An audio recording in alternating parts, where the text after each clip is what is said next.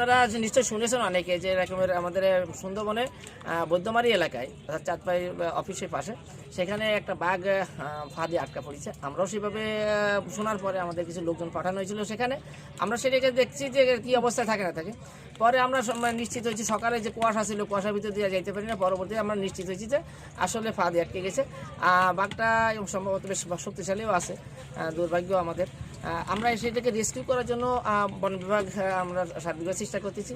আমরা যে পারবো না তা ঠিক না, তারপরও যেহেতু একটা রিস্কি ব্যাপার এবং যারা সবসময় কাজ করে সেই বিশেষজ্ঞ টিম যারা ঢাকার থেকে তারাও হয়তো অল্প সময়ের ভিতর চলে আসলে আমরা একসঙ্গে যৌথভাবে রেস্কিউ করব এবং কর্তৃপক্ষের সিদ্ধান্ত মোতাবেক এই বাঘটাকে কোথায় রিলিজ করা হবে, কি ট্রিটমেন্ট করা হবে বা কি করা হবে না হবে আমরা বাস্তবতার সঙ্গে মিলে তারপর দেখব। তো আমরা আপাতত যাচ্ছি সেই স্পটে।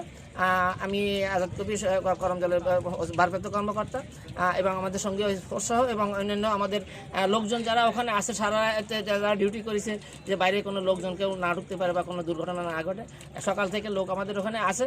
আমরা চেষ্টা করছি যে আমরা দোয়া করবেন আমরা যেন সুস্থভাবে এটাকে রেস্কিউ করে তার নিজস্ব আবাসস্থলে ফিরে যেতে পারে। সবাইকে ধন্যবাদ।